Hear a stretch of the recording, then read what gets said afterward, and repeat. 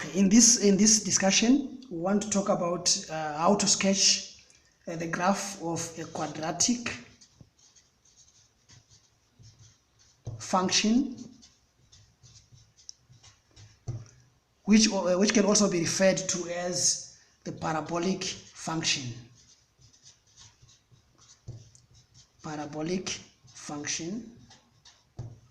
Now let's talk of the quadratic function or the parabolic function of the form f of x equal to ax squared plus bx plus c. That's the quadratic function.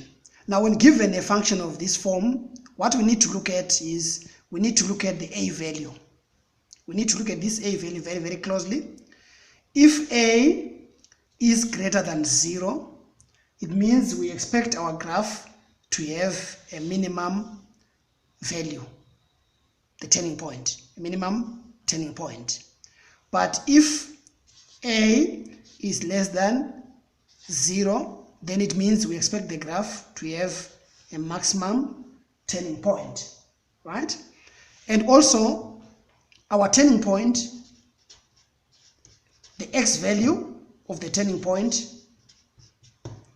is given by, it's very easy to calculate, it is given by x equal to negative b over 2a. The b is the one that we have here, the coefficient of x. The a is the coefficient of x squared. That information, we need to know it. And once we know this information, it becomes easier for us to sketch the graph. And remember also that once you have the x value of the turning point, you can also get the corresponding y value by substituting into the original equation. Now let's look at an example to be more specific and see how we can sketch this graph easily. Let's look at an example.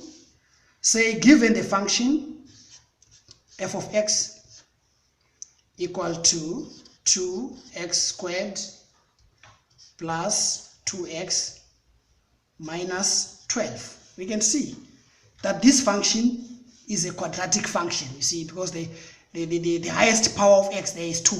So this function is a quadratic function.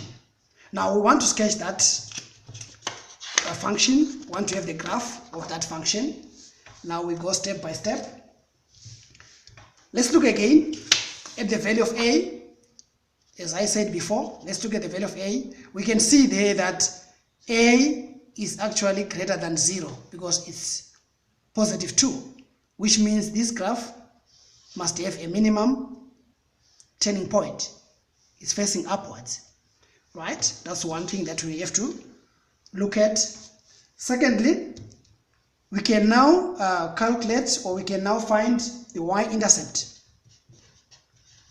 And we should always remember that we get the y-intercept when x equal to 0. But in this case, this one is very, very simple.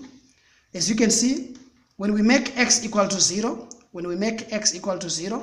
it means this part is going to be 0, and that part is going to give us 0. So we'll be left with y equal to negative 12. So without wasting time, the y-intercept is very, very easy. You know it's given by the c value. That's the y-intercept. This c value gives us the y-intercept. So straight away I can write that one down and say my y-intercept is 0 and negative 12. Negative 12, which is the c value that I'm having there. Now the challenge that I have is to find the x-intercept. I need to find the x-intercept. And also this one is given by, or we find it when y equal to 0. So you need to go back to the function. We know f of x is the y. So I'm going to have